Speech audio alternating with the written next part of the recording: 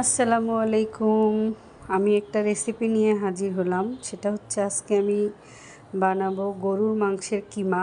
তো কিমা আসলে বানিয়ে ফ্রোজেন করে রাখবো। দেখা যায় যে বাচ্চার টিফিনে দেওয়া যায়। তারপরে হচ্ছে বাসায় একটু বার্গার বানাই টানাই খাইলাম, সেই জন্য। তো এখানে আমি সব উপকরণ রেডি করে নিয়েছি, সবগুলো আমি কিমা বানানোর জন্য।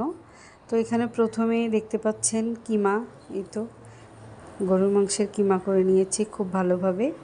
তো এখন আমি গরুর মাংসের কিমাগুলো এটার মধ্যে নিব, যেহেতু এটার মধ্যে আমার মাখাইতে খুব সুবিধা হবে এই জন্য।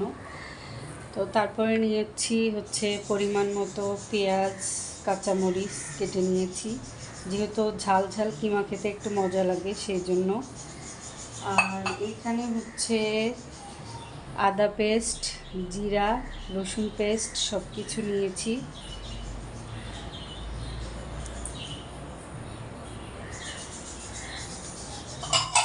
তারপরে হচ্ছে এখানে হচ্ছে কর্নফ্লাওয়ার, তারপরে বেসন, পরিমাণ মতো লবণ, ধনিয়ার গুঁড়া, গরম মশলার গুঁড়া, গোলমরিচের গুঁড়া, আর হচ্ছে এখানে শুকনা মরিচের গুঁড়ো। তো আমি সবগুলো উপকরণ একে একে দিয়ে নিব।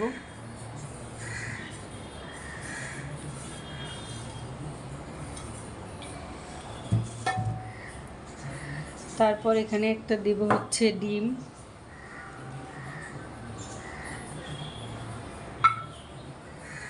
তারপর এখানে দিব হচ্ছে সয়া সস। তারপর লাস্টে দিব হচ্ছে এইখানে, এটা হচ্ছে ব্রেড, একদম হচ্ছে পানি দিয়ে ভিজায় রেখে দিছিলাম এটার মধ্যে দেওয়ার জন্য। তো আমি এখানে সবশেষ আরেকটা জিনিস দিব, সেটা হচ্ছে একটু রান্নার তেল দিব, সরিষার তেল। তো এখন দিব আমি হালকা একটু সরিষার তেল, এটা হচ্ছে একটু ফ্লেভারের জন্য দিচ্ছি, তাছাড়া আর কিছুই না। তো এখন আমি এগুলোকে খুব ভালোভাবে মাখিয়ে নিব। এখানে আমার 1 কেজির বেশি একটু কিমা আছে, ফ্রোজেন করে রেখে দিব। আর এই কিমাটা আমার ছেলে অনেক খেতে পছন্দ করছে, এর আগেও একদিন বানিয়ে দিয়েছিলাম, তো ছেলে খুব ভালো পছন্দ করলো।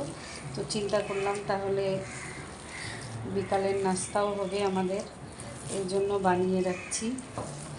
পরিমাণ মতো সব কিছু দিয়ে এখন আমি এটাকে খুব ভালোভাবে মাখিয়ে নিব। মাখিয়ে নিয়ে কিছুক্ষণ একটু রেস্টে রাখবো। রাখার পর তারপরে যেরকম ইচ্ছা সেই রকম শেপ করে ফ্রোজেন করে রাখতে পারবো।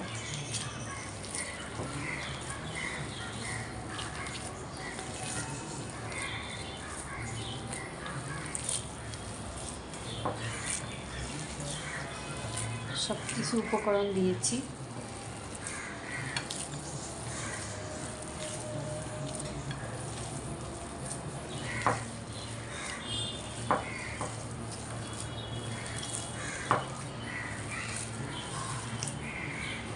তারপরে যখন অনেক সুন্দর করে মাখানো হয়ে যাবে, যেরকম ইচ্ছা সেরকম শেপ দিয়ে দিয়ে আমি রাখতে পারি।